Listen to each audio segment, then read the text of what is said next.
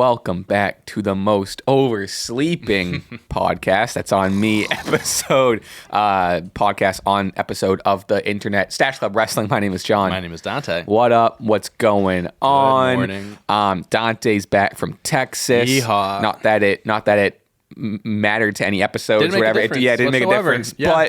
But welcome back. Before we get too deep into it, I want to let everyone know that this episode is brought to you by BetterHelp, sponsored by BetterHelp. We'll hear more from them later in the show. Thank you, BetterHelp. Couple of things. First of all, welcome back. How was Texas? And also sorry for sleeping in. It's all right. Yeah, sorry for missing my alarm. Should he start to the day? John overslept by 20 minutes. I was sitting in my car. No, I'm kidding. No, I'm happy to be back home from Yeehaw, Texas. Yeah. Fortunately, I left after filming, so we didn't have to worry about any conflicts, nothing like that.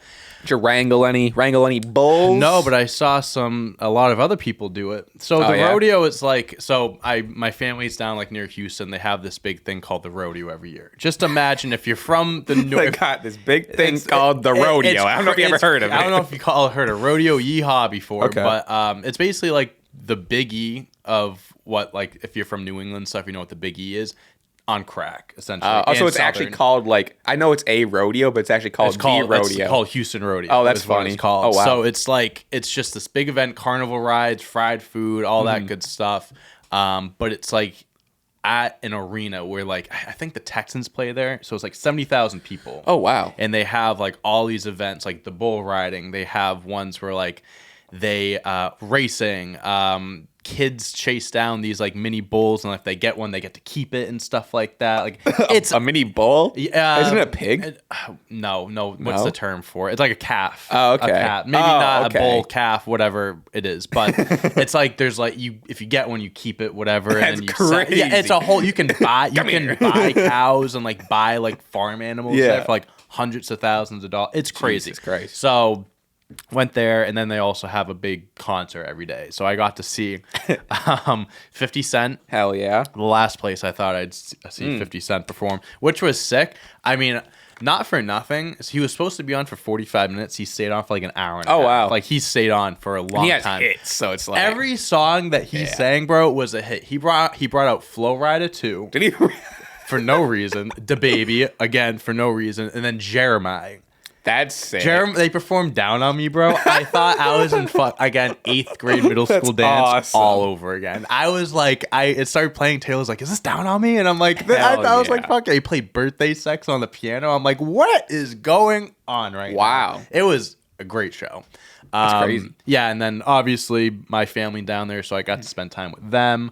My cousin, my little cousin Braxton, who's 5, loved spending time with him.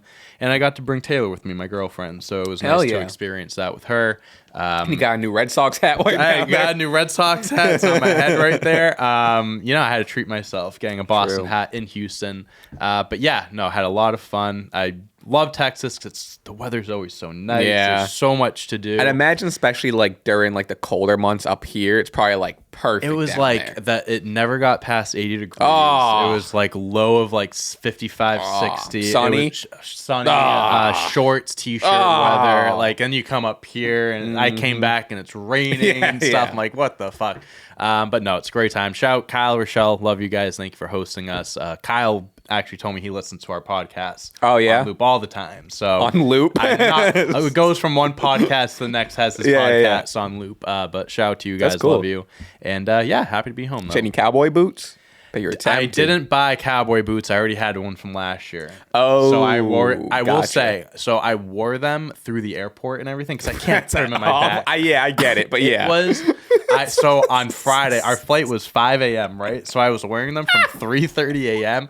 We land at like 11 o'clock. Well, you gotta take them off for TSA too. You gotta such a bitch. Yeah, oh my dude. God, I was holding everyone up. That's and then, crazy. Then Sorry, let me take off my cowboy and then we boots. land, and I'm like, okay. Then we had like only 3 hours in between the rodeos, so I had 3 hours to take them off, and then wore them the rest of the night. Jesus Christ. The blisters I had on my feet, Yeah. it was brutal. That I don't plan on doing that. Worth for it a though. while. Worth so it. worth it. The So when pictures were great. else are you gonna wear? Yeah, I mean, I have to wear the cowboy boots. I'm not leaving them at home. But yeah, great time. Hell yeah. Good to hear it. Yeah, Good to hear it. yeehaw. Good to have you back. Thank you, sir.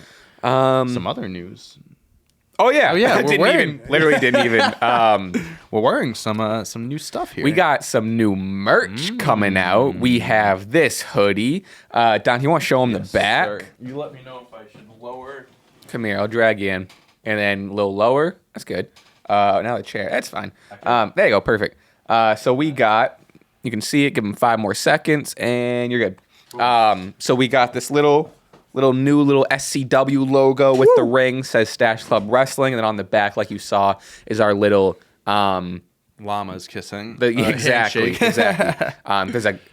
There's a copyright on a term, so it's just the hand. That's the hand, just the hand gesture. That's it. And that's on the back. 80% cotton, 20% polyester, heavyweight, nice quality hoodie.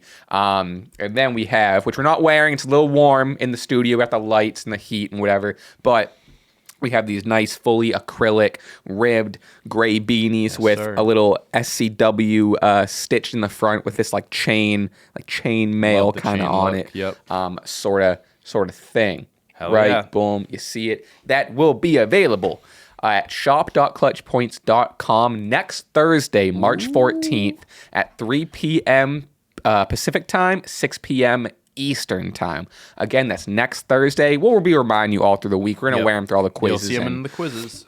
And I guess we'll also announce it day of on the podcast. But again, hoodie, new merch, and beanie releasing next Thursday, March 14th at 3 p.m., 6 p.m. Eastern. Limited supply, so get yours. Yes, who knows if and when they sell out, when they're gone forever. So if you want some, jump on them. Hoodies nice and comfy. So comfortable. Yeah, and like you said, we're not wearing the beanies right now because we have a lot of lights going on and stuff like that. Beanies are unbelievably comfortable as well. Definitely one of the more comfortable ones that I own personally. And yeah, the sweatshirt, super comfy. Love it. Great look. And hopefully you guys get your hands on it. Won't harp too much on it. We'll give you a little size guide. So Dante is wearing a large that has not been washed or dried. Just but that's a large. Mm-hmm. I'm wearing an XL that's been washed and dried. I wanted the kind of the extra baggy look. So fits pretty true to size, but just kind of beware of the look, and maybe if you get the large, you might want to hang dry it. If you got the XL, you might want to dry it. Everyone has a different style. I don't know. Do you? Anyway, excited for that. So we appreciate you guys for the support, and next Thursday if you want to grab something, we appreciate that. Thank you. Hell yeah. Now Wrestling. what do we want to talk about? We can talk didn't even mean to do a Cody Rhodes. What do you want to talk about? What do you want to talk about? I mean, we could talk about the boys, Cody Rhodes, Seth, Rock, and Roman. I guess we can just start right at SmackDown with the 30-minute Rock Roman segment. Cut some time into the show. The Versace shirt is back. So Another fire. fantastic promo. We won't go over everything he said because a lot of it is like the standard, like, this city sucks. Whip your candy ass. Yeah. You're on crack. Yeah. Uh-huh. That was actually one of the things I did note is that he said, as he's going through it, The Rock, that is, and he is saying, because Cody Rhodes obviously challenged The Rock, so he's like, everyone wants a piece of The Rock, and you think you can just challenge The Rock and get a piece of The Rock? And he said, all these meth head Marys aren't ready for The Rock's 22 inches of heaven, baby. And he's like, get your mind out of the gutter. I'm talking about these pythons. Hulk Hogan. He's just the most so funny. Wrestling promo. It's such like a 90s, 80s promo where just like, these women want to have sex with me. And you look like shit. And you look like shit. And I got muscles. And you do meth. It's so just, good. It's so just like simple, but like the delivery and just the way The Rock does classic. It's unbeatable, man. It's so good. So The Rock suggests a tag team match between himself and Roman Reigns against Cody and Seth. The clown face emoji, Seth Rollins. He started. It's always every week. It's a new Something thing. new, So now he's a clown emoji, whatever. Which I don't know why he just can't be a clown. I don't know why I have to be maybe because he's a caricature. But emoji just feels like 2024. He's just a clown. Make it relevant to the kids. Just a clown. Tag team challenge, which we learn later on Raw, that Cody and Seth will give their answers tomorrow on SmackDown. The Rock also mentions that he's on the board. No one's above him. No boss. No CFO. Yep. No Triple H can do anything about what The Rock says. I want to start talking about it, but just to kind of finish kind of what happens. If Cody wins, Cody's team wins, Cody's championship match the second night will be free of the bloodline. Yep. If Cody loses, Cody's championship match will be a bloodline rules match. The Rock starts saying, Jimmy can get involved. Paul can be on commentary. Solo might sing the national anthem. He's got a beautiful voice. He cracked Solo like 2 or 3 times. Yeah, everyone's chanting Solo. Okay, so there's 1 or 2 more things that happen here, but for now I want to talk about this. So here we are. The rumors and the speculations are actually true. I can't believe it. Seems like we're actually doing the tag team match night 1, night 2, the WWE Championship match. That means we're getting. I mean, all 4 of them are probably pulling double duty in the sense that at least they'll be on the show. That's insane. But at least the 3 of them are going to be pulling double duty match wise. Seth might even be on the same night, and then Cody Roman the next night. I mean, Seth, I would imagine they have the World Heavyweight Championship night 1. I think it might be night 2. I think they should do like a because obviously WWE Championship main event and then right below it. You're right, because the tag team match probably main event night 1 if they had the tag match. Which unfortunately, because then I think of Bayley and Io, not Bayo. Bayley and Io, I would have loved for them to main event. Unfortunately, this is the most popular storyline right now, and you have to go with what's hottest right now. At that point, put Bayley Io first. Then I think either first or last. Open the show with them. I think at that point that would make sense. Yeah, I mean, so I like the setup for this. It makes sense if there's a tag team match, there's a catch. But where I stand on what I want to happen, I honestly wouldn't mind either thing happening. Like, I wouldn't mind, like, also, just going back a little bit, awesome, just such a true testament to, like, Roman. I know Roman isn't full-time, is part-time, whatever, but just, like, you have the 3 biggest names of the company, full-time guys, Roman, Seth, Cody, to fight both nights at WrestleMania. Yeah. Like, that shows you how much this company fucking really believes in them and how much they're able to, like, not put the company on their back, but, like, carry all this weight and, like, be able to do that. That's incredible. But the match itself, because if Cody and Seth win, Cody Roman one-on-one would be perfect. Like, Roman doesn't have any help. Cody can beat him clean, 1, 2, 3. That's his moment. That cements him as the face of the company. Kind of finalizes the whole thing of like Roman. For 3 years, Roman's needed the bloodline. The second doesn't have him. He's defenseless. Exactly. Whatever. And then that could lead into the whole Rock turn. Like you're too. That lead into all that. Absolutely. And I would love this too, is if it is the bloodline rules match. But hey, everyone's talking about an Endgame. Like, this is like Avengers Endgame. So if they do that, you just know you're going to get all these people from Roman's past coming out, and it's going to be this whole thing, which would be awesome. Like, and that would be like a movie. You get more adversity from Cody, where it's like, now Cody, it's even like at 39, it wasn't even a bloodline match, and he lost.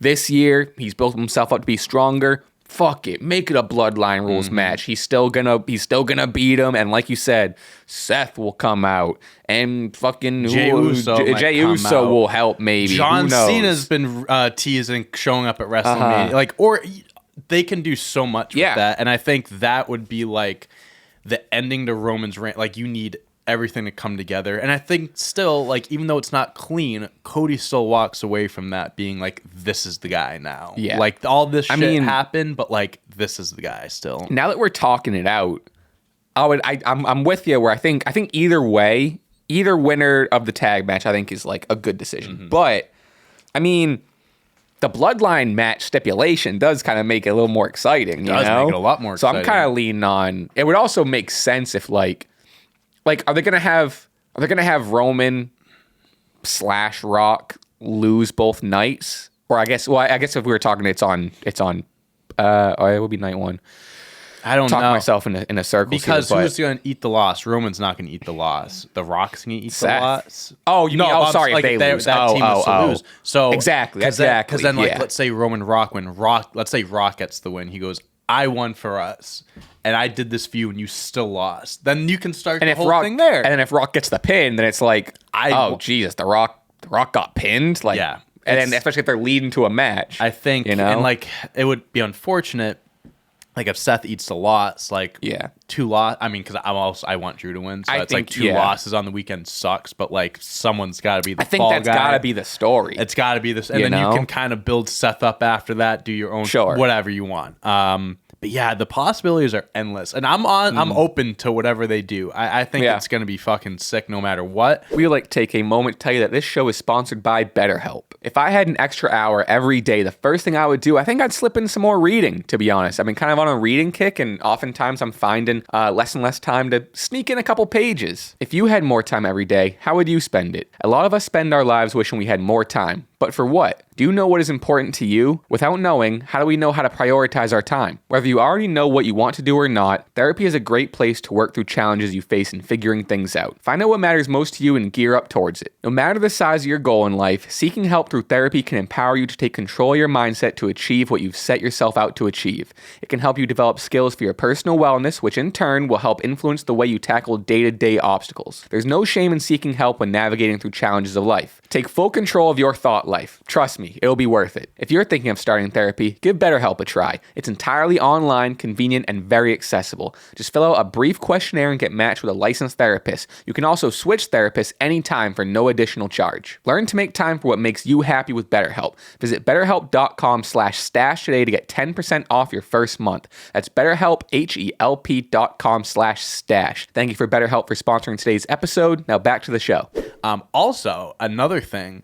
So Roman, if he main events against Cody, whatever, he ties the record for most WrestleMania main events. If he main events night 1, night 2, he breaks the record. Oh, he's that's number funny. 1. I think it's 9 main events. Who's under Hogan? Hogan, yeah. I think Hogan's 8. Roman's at 7. I'd like to imagine they did this for the sake of story, but it is also funny that they did this to give him 2 main events. I mean, if you're gonna break the record, kill a couple birds with a few stones. If you're gonna break the record, smash it at this point, and then eventually him and Rock will main event. He'll just keep adding them up. But yeah, just another funny thing. I thought. But so speaking of Roman, the segment is about to close. Rock is about to hit his catchphrase, where if you smell, blah, blah, blah. Roman stops him. And the look on the Rock. Holy shit. The crowd was holy loving shit it. chants for interrupting a catchphrase. Money. Says something. Yeah. So he's looking pissed. He's through the fucking sunglasses. He's staring at him, whatever. Roman goes, there's something about one thing we haven't done yet, or I need to make sure of, or whatever. He basically just says, I need you to acknowledge me. Oh my God. The Rock takes off the glasses. Stares at him as if he wasn't going to do it. And then he takes a step further and says, I acknowledge you, Roman Reigns. I acknowledge you as my tribal chief. Roman's just like, all right, that's all I needed. That's all I finish the line. If you smell, stops, gives Roman the mic to finish it, what the bloodline's cooking. And they hold up the fingers, and then the Rock's holding up an L again, and then he does slowly close it to a 1. And Paul Heyman's looking. He closed it. Whatever. Paul was looking. Now, a couple things I want to get out of the way. One, I think people took it way too seriously when I said about. Remember, it was like a couple weeks ago when we were talking about it, and I was like, "Oh, his thumb's too muscular." Yeah, I think people took that a little too seriously. I have a big thumb. I will admit, I was kind of being silly with that. My sentiment was the same. If I didn't have any weight in it, now that it happened again, and then he made I think there's definitely weight toward it. But what's interesting is that he closed it. Why did he close it? Maybe he noticed Paul was looking. Maybe he did it, and then he just like.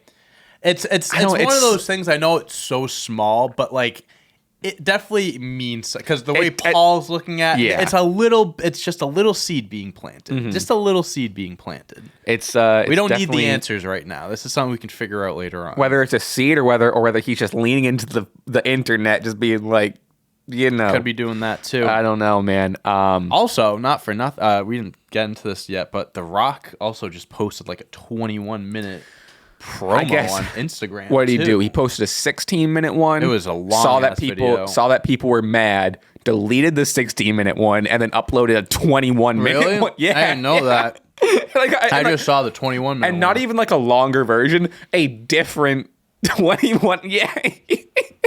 That's crazy. I didn't know that. I saw some tweet or commentary on it, which I agree with, and it's like The Rock seems to have been known to really care about his public image. Mm-hmm. Like he's The Rock. He's 100%. The biggest movie star on the planet.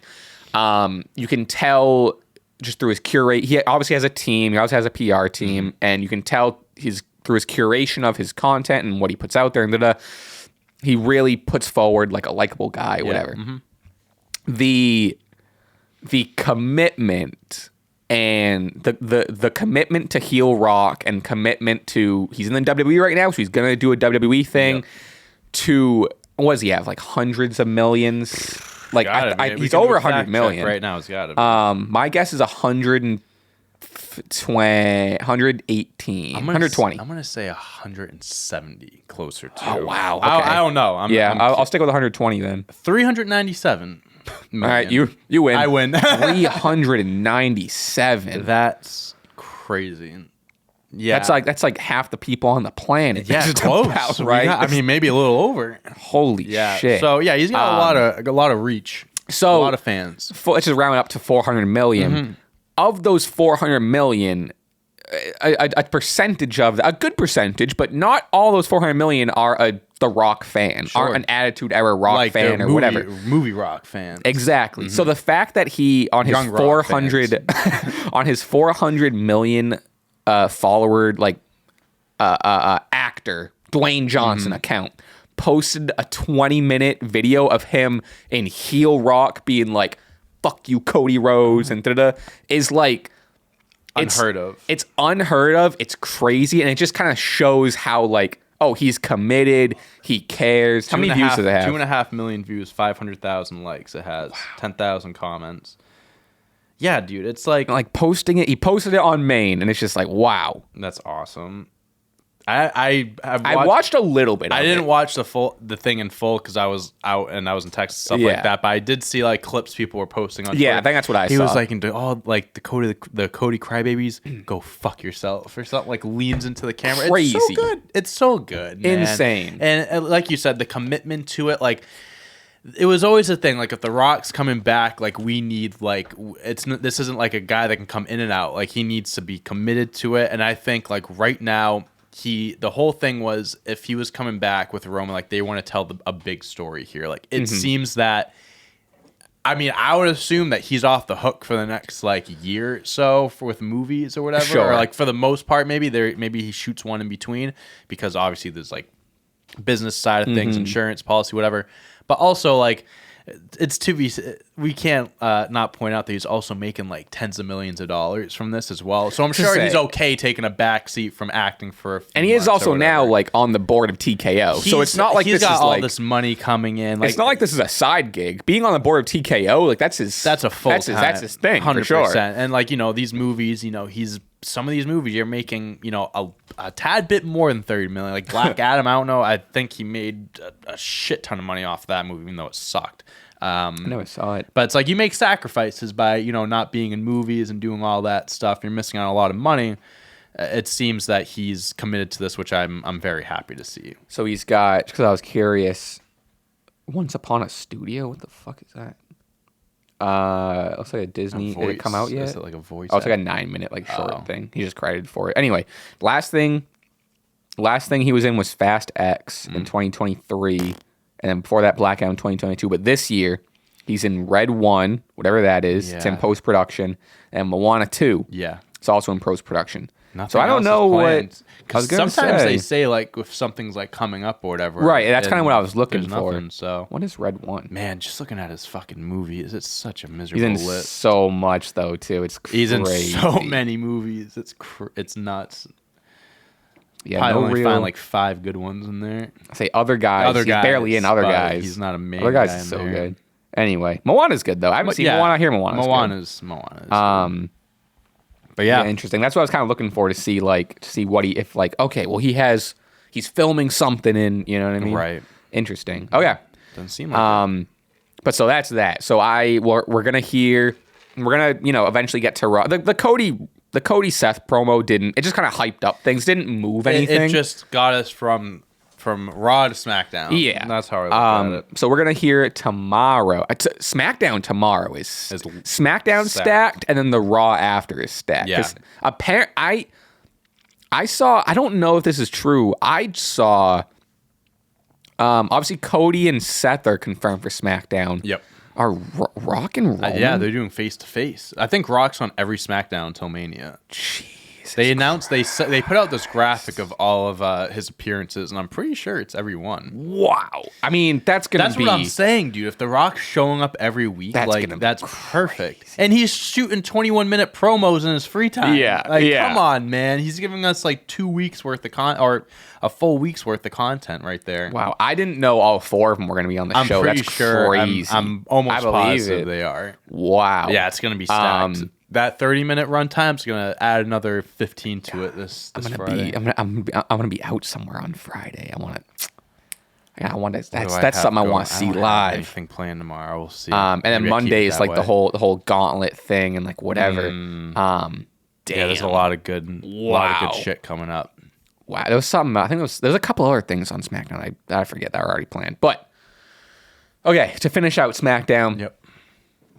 Tiffany Stratton defeated Naomi pretty definitively. I don't know if that's the word, but Naomi's it's been an interesting place since she's come back. Had a good showing in the Rumble. Was in the Elimination Chamber. I think she was the first one eliminated though, or one of the first 2 eliminated. Yeah, had a good performance. I mean, I know the rocket is strapped to Tiffany Stratton's back right now. I mean, they're shooting her to the moon. I don't know if this needed to be Naomi. Like, Tiffany Stratton should have won, and I'm glad it's against a notable person. I just don't know if it needed to be the returning Naomi right now. It could have been someone You know else. what I mean? Yeah. Mm-hmm. But, you could have replaced her with maybe like a Natalia or something like that. Someone who get a couple of those at Naomi's level, but she's a name and a win's a win. So. Exactly. But, when it's Tiffy time, it's Tiffy time. Tiffy time, yep. Dakota Kai turns on Bayley. Dakota, how could you? How could you? Tag match is set up, blah, blah, blah. Long story short, Dakota, no tag. I would imagine, which I think they did a good job of this. I would imagine she's still not cleared. Yeah. So I think they did a good job of like, faking out the tag match and like whatever. Yep. Bayley got some shots in. Ultimately, Damage Control got the best of her. They're beating her down. Dakota gets the final blow. Which just makes, Bayley is just it's just the baby face of all baby faces dirt here. In the wound. Yep. It's gonna be Bayley versus the world at Mania. I mean, that's gonna be a good feel good moment. Yeah, that's another thing where kind of not comparable, but like if it like Cody 1v5. Yeah, I mean, honestly, Bayley 1v4 here, or however many it is. And as of now, like Bayley doesn't have friends. No, I don't know who Bayley. You know what I mean? No friends right now. Yeah, I mean, it's gonna make for a much better moment if Bayley wins. If Bayley wins, it's gonna be much more feel good. Yeah, man. I mean, this story. I mean, if The Rock, all this stuff wasn't happening, I think people would be talking about this Bayley Damage Control story more. It's because they're doing such a good job. Like, even if the Dakota Kai was the Dakota Kai turn was maybe a little, you can say obvious, but like they did it in a good way. Sometimes obvious isn't bad. I mean, storytelling. It's definitely something that we were kind of expecting to happen, but like it just adds to the story. Like it's just been told so well, and also like they're doing it well in a more limited amount of time. Like The Rock, Roman are getting 30 minutes television time. You know what I mean? So it's like they're benefiting from that. Bayley and Io aren't getting as much time, but they're making the most of it. Yeah, which is incredible. We see Jade Cargill interacting with Damage Control backstage, a little face to face, and Braun Breaker beats a jobber. He's a beast, that guy, Braun Breaker. Yeah, man. I mean, he's talented. I think he just bell rings, spear, 1, 2, 3, boom. But like I liked it last week. I liked the jobber thing last week. That was better, that match. Liked that. At this point, I get it. You're doing the jobber thing, building them up, but like, I want to see him face someone, huh? Yeah, so you have someone get a little offense in there. Come on. Yeah, I think this is like pre-Mania. They're just kind of doing this, and then once Mania comes and goes, I can't imagine. I think there's a spot for Tiffany at Mania. I just don't see where Braun fits in. I feel that. So, like, maybe build him up to, and then post Mania, you can have a real run. Maybe if they do the Andre the Giant Battle Royal. Sure. He should win that. I just said it out loud. That could be the perfect guy to win it, to be honest. I didn't even think they of did that. They did it like the Friday night before Mania last year. Because remember Bobby won it, and then like he just showed up with the trophy. Yeah. Yeah. So kind of anticlimactic. But I mean, a win's a win. Interesting. Yeah, if they put it back on Mania, then interesting. Yeah, something to think about. Carlito defeats Santos Escobar in what was a really good street fight. Yes, it was. Something we don't really see out of these. I mean, obviously Santos is like the heel, but like in terms of street fight, we don't really see it out of Carlito. We haven't really seen it out of Santos. Fun match. And then my GOAT, Rey Mysterio, returns. Crazy mask too. He had the that was the mask he wore, not the Hall of Fame. He wore it. I know what you mean. Was it Mania? It might have just been Mania. It was like red, but it was like colorful. It was like I think it's like I could be wrong. I could be off on this. I think it's kind of in like an ode to the Great Muta. That's what I think. That's what it is. That may have been what it was. Let's see, WrestleMania. I'm just curious because he did wear it. I forget where he. I should probably put WrestleMania 39. Rey Mysterio. WrestleMania. Oh yeah, I mean this was the 39 one. So yeah, similar, but it was darker. Interesting. Can't say I love it. It's not the. Oh yeah, the Great Muta. So yeah, it is a tribute to him. Yeah, not the best. But it's still cool. Something's different. I think it's definitely, how he he wears he's got his casual mask and he's got his serious. He's got his kill someone with that mask. You headbutt someone with that thing. It is bulky. So yeah, I mean, looks like either Rey Santos Mania or like LWO versus whatever Santos' team is called. Yeah. Either way, I'm glad Rey's gonna be on the card. It seems. I'm glad he's back from injury. Yeah, from his 16th knee surgery. That's a pretty big story what they've been building up the last few months too, so definitely could be a cool payoff at Mania. And then Randy Orton defeated Grace Waller in the main event. Nothing crazy, just kind of keeping. Kevin Owens was kind of involved, just keeping the Logan Paul United States Championship thing in rotation. But and Randy looks solid. There was a funny backstage segment where like Theory and Grayson Waller were like backstage talking. They were like, I don't know. They're like, who's going to face or whatever. They're bullshitting. And then Randy Orton was like behind him. And he was just like, he was just like, he's like, ha, wouldn't it be funny, guys? And he's just like doing this like over the top, like funny thing. And he's like, who's going to face me? And Grayson's like, well, Theory. And he goes, Theory. And he smacks him on the back. And he goes like, I'll see you out there. But he just does this like over the top. Like that's awesome. Thought it was funny. I like seeing different sides of Randy. So like, it was funny seeing that. So nice to have him back. It's so refreshing having someone like him back on TV. I hope whatever he's in, it looks like the closest thing he'd be in would probably be the U.S. title picture, right? Yeah. Mm-hmm.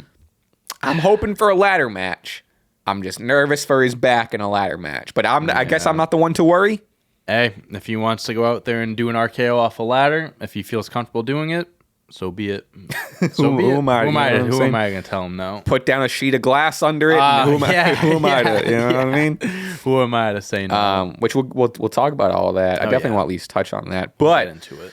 We got Raw. We kind of mentioned the Seth Cody promo. Nothing super progressive, like we said. But it is crazy to me. Before we get into it, how like much these two on screen hated each other. Yeah. And now they're like forced buddy, to be buddy. friends. But it's like, it doesn't seem not obviously they're in their friendship because of their past like cross whatever. But like, it's not like, oh, I'm just doing this because of Roman. Like, it's like a buddy thing. I'm like, that's quite a 180. They have good chemistry together. They have great chemistry. They really do. Those are the two wrestlers that like you could have a singles match every week and it would be different every time, and I would love to see it still every week. I think it was even in this promo where like Cody like hesitated, but he did call him a friend. I think that happened. Hey, I'd hesitate too. Yeah, you know what I mean? We saw what he did with the Shield. So yeah, this was just hyping up stuff, blah blah. Seth did call The Rock Diarrhea Dwayne. Not awesome. Did not hit. No, not at all. The Rock crowd was chanting diarrhea and all that stuff, but like it's just comparable. Like if The Rock was in that ring when he said that, The Rock would have ripped him apart. I still think SmackDown he's fucked. I think he's gonna get torn to shreds for him. Fucked. He tried to justify like everything that comes out is like runny, and I'm like, it doesn't hit. No, not for me. You know what I came across again the other day of I think Roman was talking about like some of his old promos, and I came across the suffering succotash, and then he looks at the camera and winks. Yeah, to think that someone ever that would so good. To think someone could ever come back from that is just suffering. And yeah, that was hard to say. Camera look, wink. Awful. We're in much darker days. I even saw there was another. I was like, I don't know why these were going around, but there was one where, it was a Shield promo, and Seth. I guess Seth. Seth was kind of more the talker, and he ends it with something. Believe in the Shield, and then for whatever reason, Roman gets the mic and yells, "Believe in the Shield."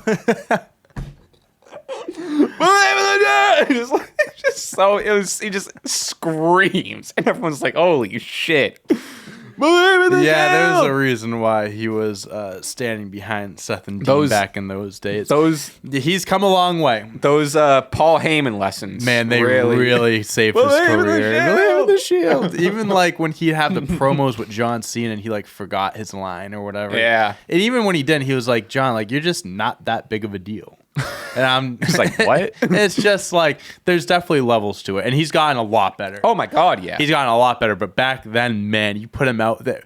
That may have been one of the worst ideas from Vince McMahon is having Roman go out there with Cena 1-on-1 and expecting him to hold his own in a promo battle. Like that's just you're setting him up for failure. Yeah, and all this to say, like credit to Roman for the improvement over the years, and if he didn't care, he'd be where he was. So it's like he obviously cares. But yeah, speaking of improvement, we got Gunther defeating Dominik Mysterio in a great match from Dom. Just a regular match from Gunther, but Dom showed up. Yeah, he sold the shit out of a lot of the hits chops in the corner. Ooh. Oh my god, it looked like he was getting murdered. Dom, I mean, we mention it all the time.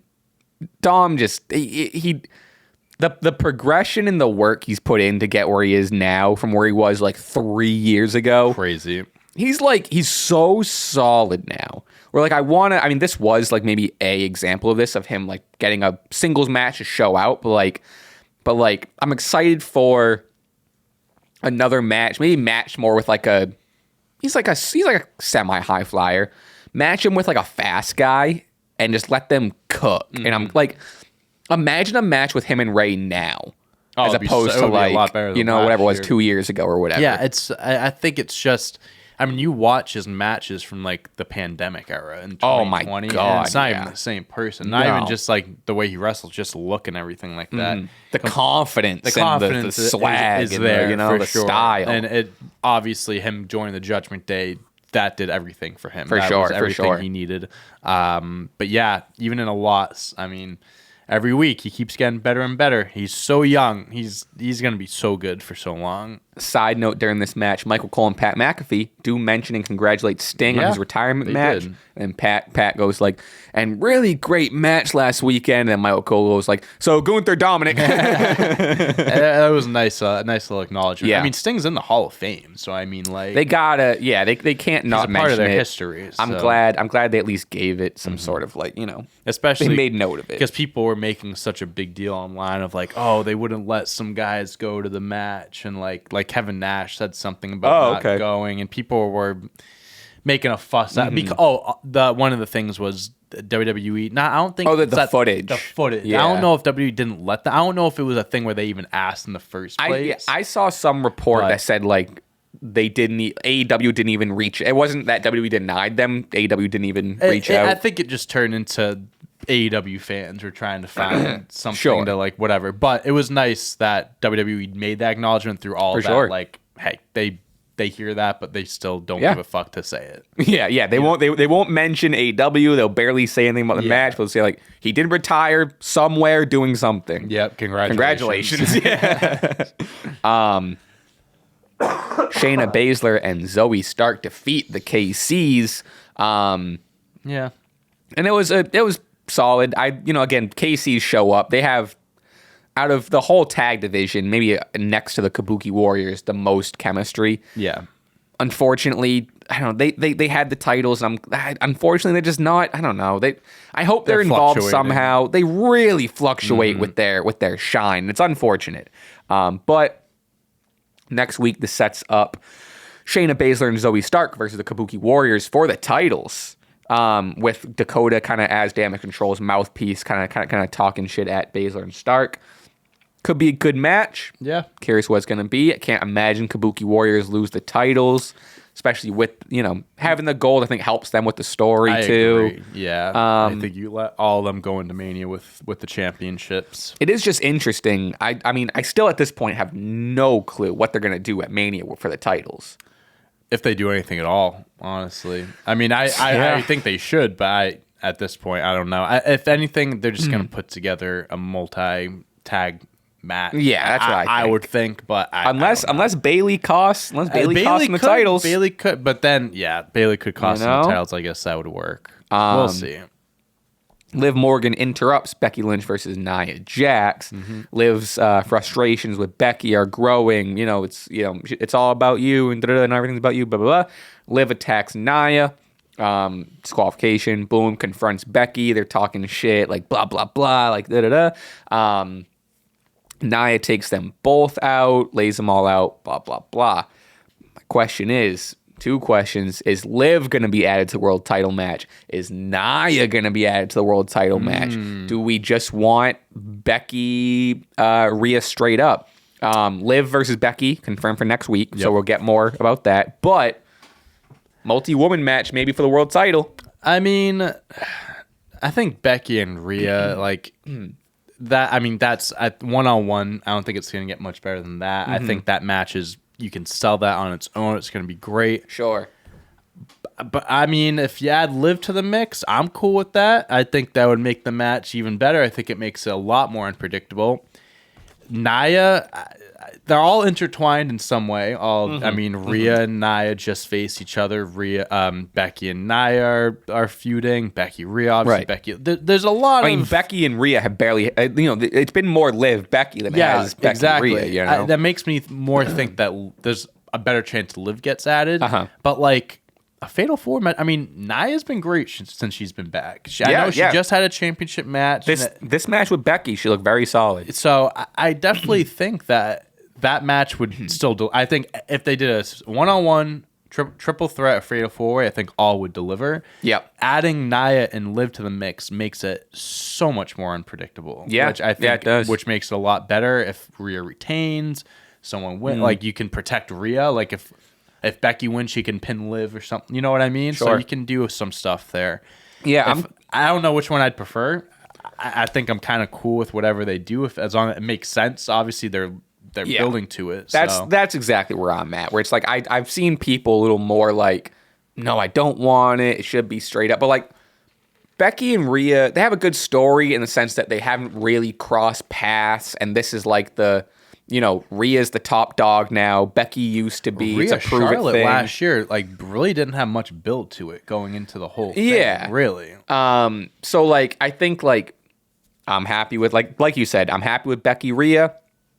By all means, I'm more than happy. Add Liv, add Nia. It's I don't know. I really don't have an opinion on it. I think I'm fine with either. I don't think there's a wrong decision here. I really don't. No, I'm with you. I'm just kind of seeing where it takes me. Yeah, I don't know if they end up just doing Becky Rhea. I'm not going to complain about it. People are saying it discredits Becky's Chamber win, which who cares? But look back in the history of wrestling. You know how many times shit's gone, like, they mix things up or, like, people get things taken away from them, whatever. There's so much stuff to, It happens all the time. Becky can say, oh, you think you can join the match? There's so much. You're sure like, that if you beat me, then sure, you can be at. There's so much they can do with it. I don't think it discredits a Chamber. No, I don't know. It's just like, I don't think so either. And it's for the sake of something arguably maybe a little more exciting and, like you said, unpredictable. So it's like, fuck it. And if you're a Becky fan, if you get added to the match, you're going to be even rooting more for Becky, and all the Liv fans can be, they can be in the mix.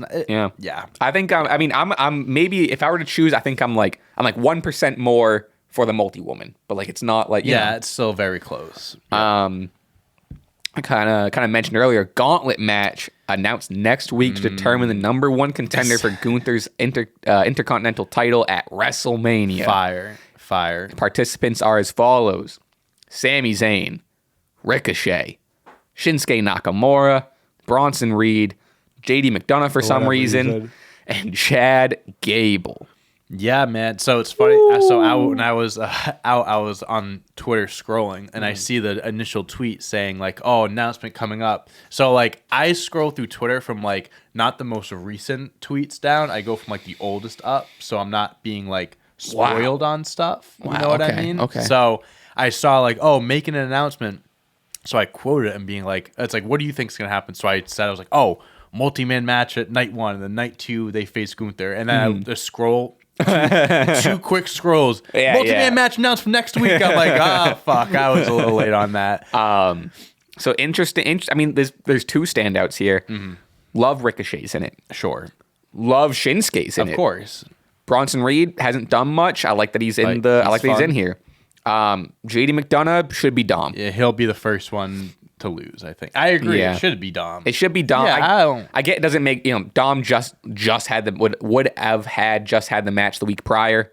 Fuck it. But I don't know why. I don't know. I don't get JD. Yeah, I don't get that either. He's the fall guy. And then Chad. I mean, it's I was thinking about this. I don't know. It's Sami or Chad. At this point, I don't think Sami's in the world title picture.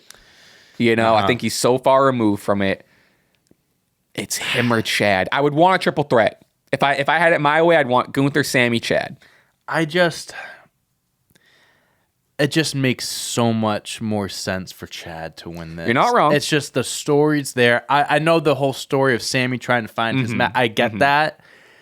But the history, like Chad's the most justified. Like he comes in saying like he made my daughter cry, like talking about all that. It's like even there's a promo backstage where he said like he went to Pierce and he's like I'm not gonna lose, and again mentioned his family and It's like he out of all the people in this match, like he's the guy that should be facing Gunther, and like they have more history than anyone. But like I get it. Like then what's Sami gonna do? I do agree. Like he is very much so removed from the world title picture, which makes me like I don't know what he would do if he loses this match. Right. But like him losing could also add to that story maybe, which leads to God knows what. But like I just imagine Chad Gable. Like how sick would it be? Chad Gable starts the match, finishes like a 45-minute, 50-minute showcase. He's gonna look like a fucking megastar going into Mania. Are you nuts? Him and Sami last 2 or whatever. Yeah, and then have him and Sami be the last 2. They duel it out like a 10, 15-minute one-on-one match. Like that would be perfect. Because I'm thinking at WrestleMania, because I do lean Chad. Like think at WrestleMania. Let's just assume Gunther's losing because it's not even a guarantee Gunther's losing. Right, but let's assume Gunther's losing. If you want Sami winning, huge pop. Yep. Great moment. People love Sami. But Chad winning. First singles title. It's a little bit of an elevated, different level. It just means a little bit more. Whoa. Sami's been IC champion multiple times before. Sami can do no wrong. Everyone's going to love him no matter what. But this is Chad Gable's moment. And this has been like Chad. for months, man. And I know like they had the big thing and they cooled off. Chad went back doing his thing. But we're back right now. And I think Chad, like, we said it when they were fighting. He's the most believable guy to have beaten Gunther, like on his level. You're right. Like, that's true. The one guy to technically beat him in the 5-minute match, whatever. Because most of these guys, like, didn't Shinsuke had a match with Gunther already? He beat Ricochet to win the belt. I think he had a match with Shinsuke. He definitely. I feel like he fought Braun. Yeah, he did. Maybe squash JD. I have no idea. JD. I don't think he's fought Sami. So yeah, I mean, he has history with almost everyone in this match. So like you can't build a story around any of these guys winning, but it's going to come down to Sami or Chad. It's got to be or JD or JD. Yeah, bring it to the judgment. God, right? JD, that moment. So we thought Chad Gable would be a big moment. that moment where JD McDonough is on the WrestleMania stage. You're gonna beats Gunther. It's like that man. That belt belongs on his shoulder. That's perfect for him. But yeah, I'm with you. Talking through it more. I still think there's a big chance of Sami winning, but like I at this point I'm 80% Chad. I'd be happy if Sami won. Like if Sami won, I'd be hyped. I'd be like, oh, that's sick. But it's gotta be Chad. It has to be. Andrade defeats Apollo Crews, and nothing crazy. But Andrade, I think, could have been in that match over JD. I mean, you know what I mean? Wait a minute, I don't like Andrade. Like why? He doesn't have to win. He's not gonna win, but like. Put Andrade even in there. Last week when they did all the backstage segments and stuff, Andrade was in the back. When they were kind of building up all the IC title stuff. I know it's like a few weeks for Mania. He's just back. There's no build, but and like JD, every time I see a JD match, my reaction is like, oh my God, he's really good. Mm-hmm. But he's not on the level. I'm not saying talent wise, but like we're talking characters, persona, guys. Because like if you look at the Judgment Day, he's just there. Yeah. Like, he's not like a staple in the group. He wasn't one of the founders. He was the laughing stock before he was the laughing stock. You know what I mean? Exactly. So it's like, how can we treat him seriously? I think he's a great wrestler. Like, he has a great accomplishments in NXT UK and stuff. But like, I could give you 10 other guys I'd put ahead of him in this match. So, one being Andrade. One of them's Andrade. Sure. So, Judgment Day defeat Imperium. In a really solid match. 4 fantastic workers. Finn and Damian, like I said, end up getting the dub ski.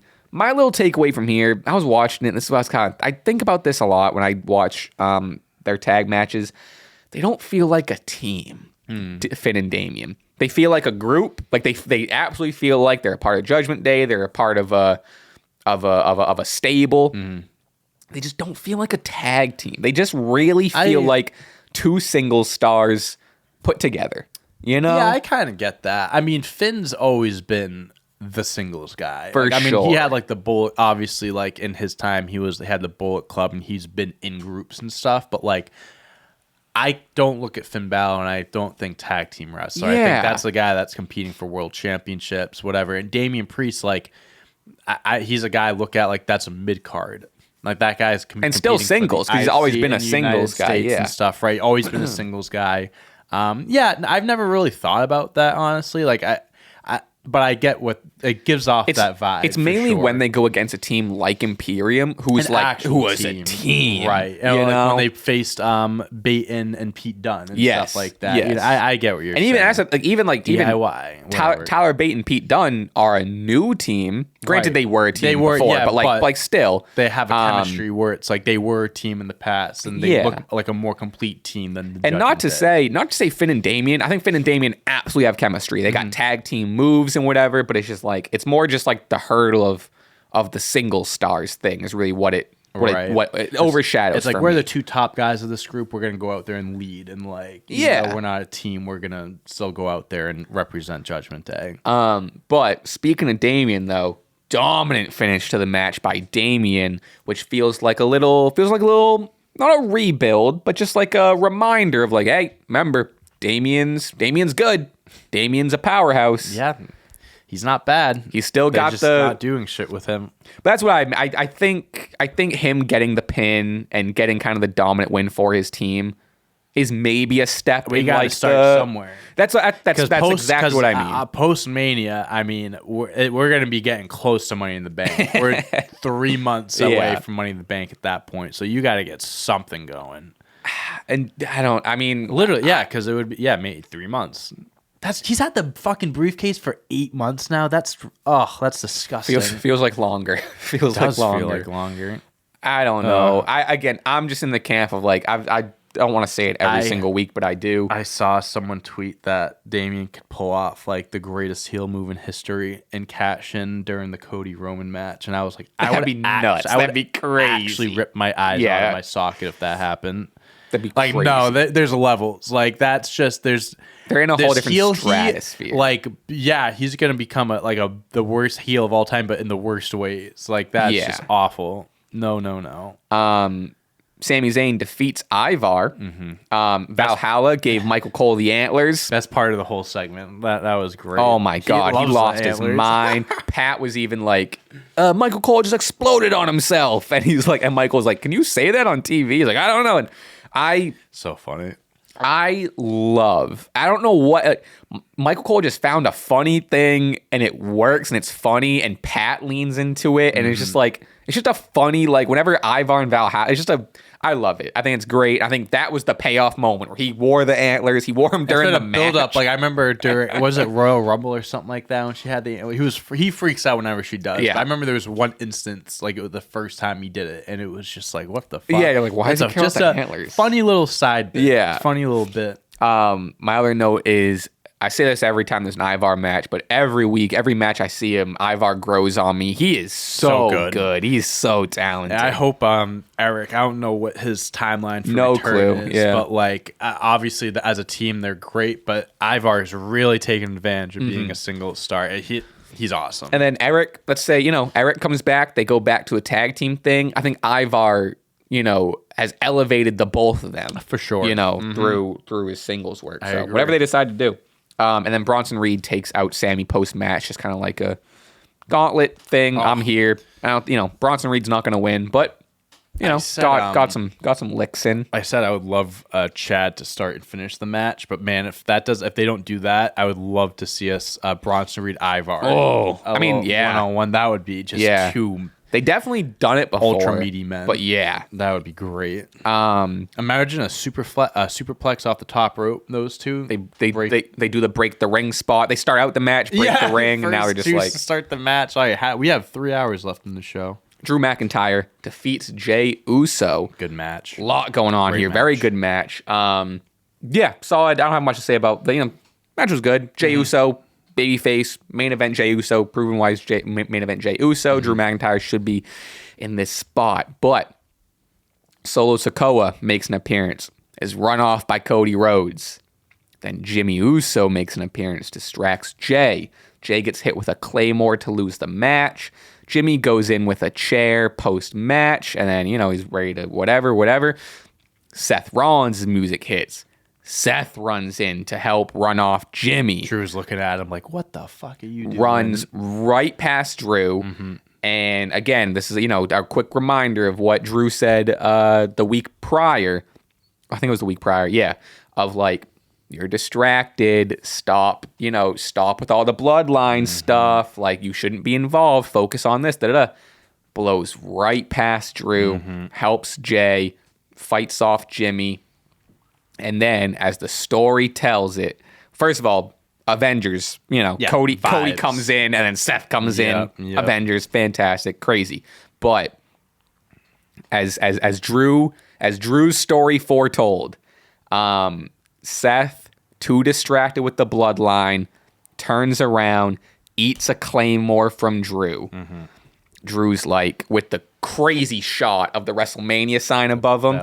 Drew says, grabs the belt. Don't be selfish. Do not taint this title. Oh, the most good. Just the most justified. He's the best character in wrestling. I'm sorry, he's the best. He's the best character right now. It's an argument. It's definitely a top 3 argument. It's up there. He's my favorite right now. He they found the perfect way, because weeks ago this was our concern of like Seth's involved in like this, at that point it was a potential tag thing and he's involved in the bloodline stuff and it's really going to overshadow. They found the perfect way to still have a really compelling World Heavyweight Championship story while Seth is so preoccupied. They're using the fact that he is preoccupied as the story and whatever. And it's just like they found the perfect way to intertwine them while keeping them separate. And Drew's the perfect guy to be in the And he's so right, because it's just like, and that's what I love, where he like the blowing past Drew, not even paying him attention, too distracted with the bloodline stuff, helped him hit with it was perfect storytelling. I can't talk good enough about it. Yeah, really good. And then kind of going back to the whole, like we were talking about this with the IC title, Sami Zayn, there's no way. This has to be Drew Seth one-on-one. Yeah. There's no reason for Sam to be added to this at this point. Like, we're in a whole different Drew direction now. has He's to carrying win. this. He has to Especially win. now that, like, because like the whole story is going to be like, which I love it. Seth is going to be in the tag match, and Drew, I'd imagine the promo coming weeks, Drew's going to be like, what the fuck are you doing in a tag match? Raw. Yeah, you have our title match. Fighting twice. He's going to be mad. He's going to be like, you're going to be tired, whatever day it's on. But like, either way, it's going to be like, because one of his whole things was like, I want you at 100%. He's not going to be at 100% with the tag match. He's going to be pissed. I guess depending on where it falls, he's going to be pissed about that.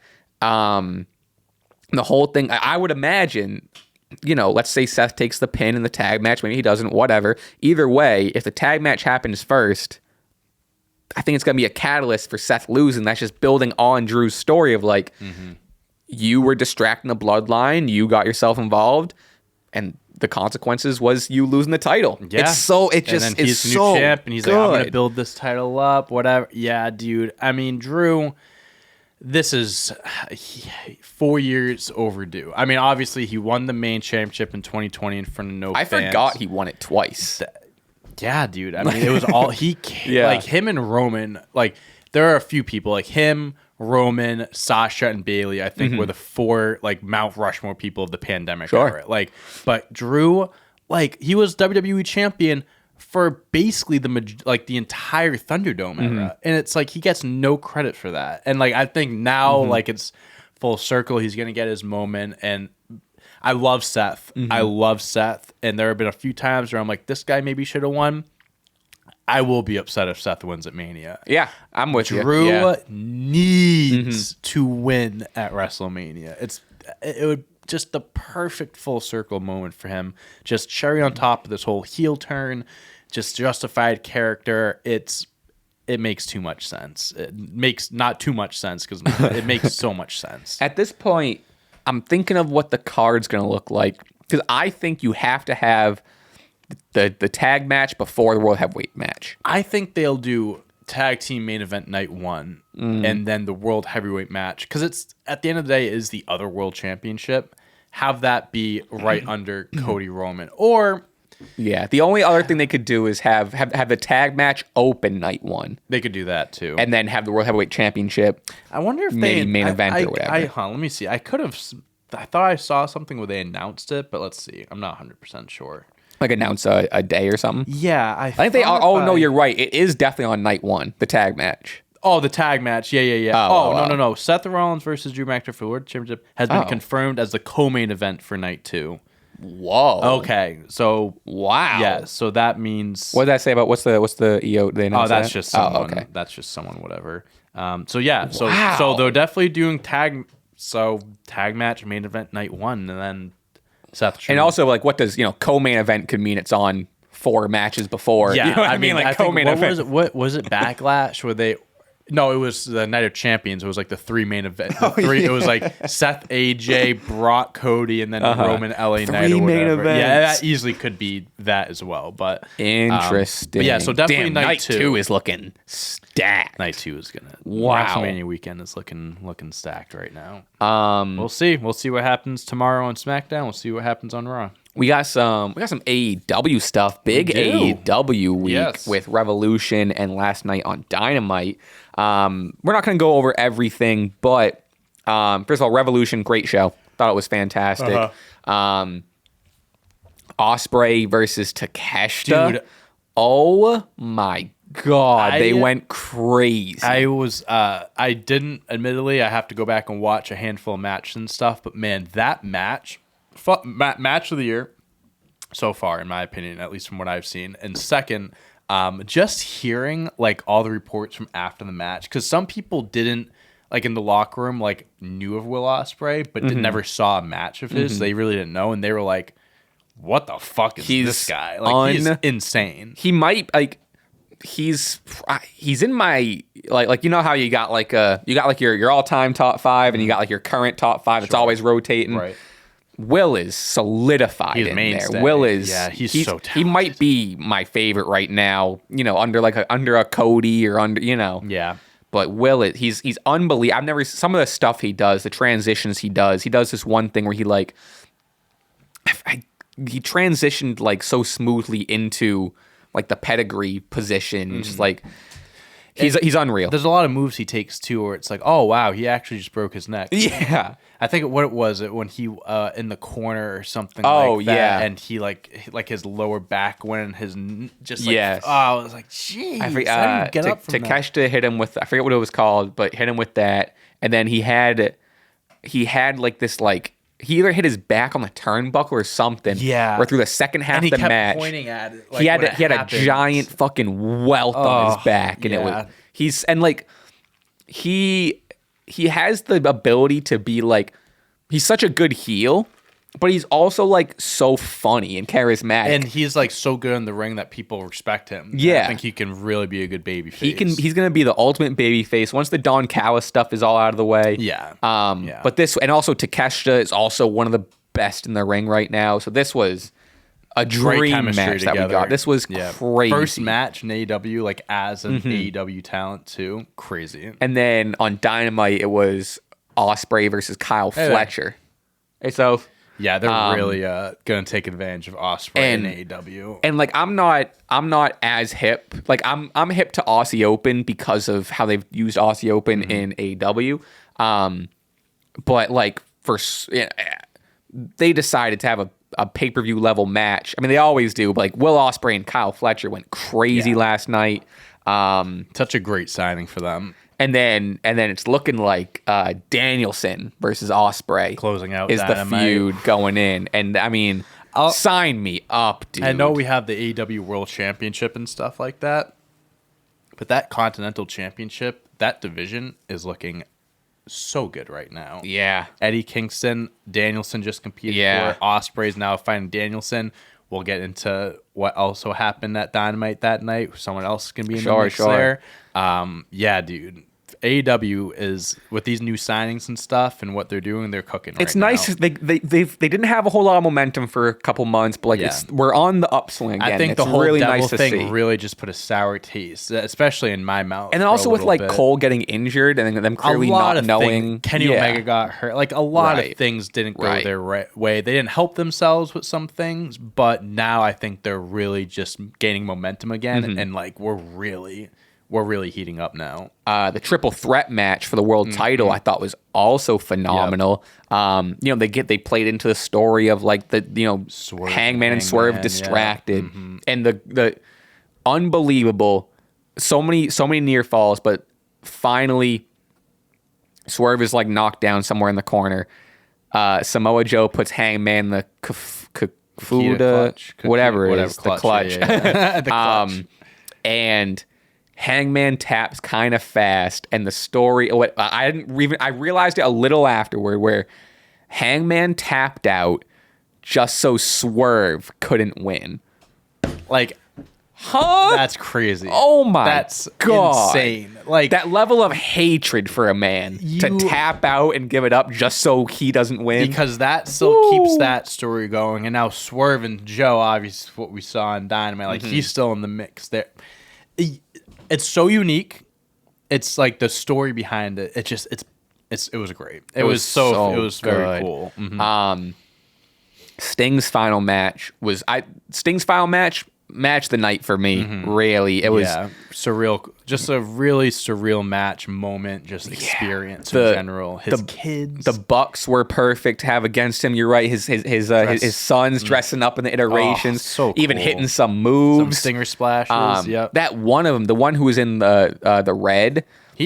I guess he's like a D1 football player or some shit. I saw a tweet. They were like, "It's a shame his son doesn't." Are you you sure he doesn't want to get into wrestling? He's huge and fast and holy shit. Yeah, it's athletic. He'd definitely go crazy. Definitely could have a future if he wanted to. That was crazy. Craziest. The Darby spot. I rewatched that 100 times. Up on the ladder, fucking flat on his back with the chair set up through the glass. The image after he's laying there and they stay on him and you see like the blood come out. Like I think I can confidently say it's the craziest thing I've ever seen in a match. I think. Yeah, that is definitely 1 or 2 for me. The other one, remember, it was at All In or All Out. It was at Wembley. I forget All In or All Out. But it was when Mox had the the spot. That was, I mean, that's to me fair. That was that's just fair. Like that's crazy. But yeah, dude, I mean, I saw these things where it's like Darby when they did it, they had a whole nother like finish planned if he couldn't finish. They weren't that's something where it's like, oh, like he'll get up from that. It was like you don't know, you might not. You might not. Well, like even like post match, he was like, I told you I was gonna die in your final match, Sting, and I'm still here. Yeah, the guy's a madman. He's got a death wish, and now dude. He's climbing Mount Everest next week too and stuff like that. Did you watch that promo? It's like, what the fuck? He literally is like saying like, yeah, if I die, thanks. That was so scary. He was addressing the crowd. He was almost like teary-eyed, thanking. He was like, if next week is my last match, if this is the last time I talk on a mic, and I'm just like, huh? Yeah. What are you talking about? He scares me. He's bro. like preparing. He's like the way he's just like preparing to die and like fine with dying at any moment is terrifying. The scariest thing I've ever seen. He has no fear. It's whatsoever. It's like no, it's scary. It's like 5 steps above Jeff. You know what I mean? Yeah. I'm with you. I couldn't believe when he said the Mount Everest stuff and he was like, I might die on that mountain. I was like, fucking what? Yeah, dude. What are you talking about? He definitely loves entertaining the crowd. With those glass spots and stuff. And there's that, but there's obviously there's a big controversy. People are saying it's not worth it, and it's like, what is he doing? And it's dangerous. He pushed for it, from what we heard, and like they did a whole thing before. It was like a warning. It's like, hey, if you're front row, like that, because people were saying, oh, like that's not safe. The fans were getting blah blah blah. It's like, I get that, but like they had all these like. I had all the doctors. Like they knew what was going to happen. They were on top of things, whatever. I did see a couple of people in the front row maybe got hit with glass. I can't really say anything about that. No, I mean, it's part of the show. You're there, so they, like I said, they give you the warning and stuff. Like, but like, do I agree that for his health? No, it's not the best thing. I think he could have done something different, but who are we to say if he's like, I want to.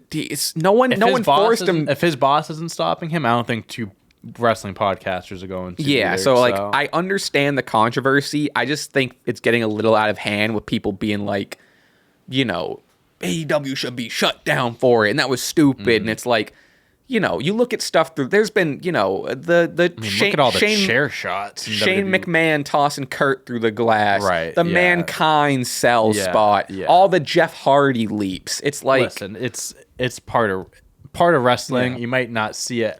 You can dislike the. Oh, I don't really like the hardcore stuff. You can dislike that. That's fine. But like, to start telling people what they should and shouldn't be doing. It's like, who am I to, you know what I mean? Like someone like Darby Allin in particular. Yeah. And plus, you think he's gonna fucking listen? If he was told no, he would fucking go out and, you know what I mean? So it's like, better do it safely like they did.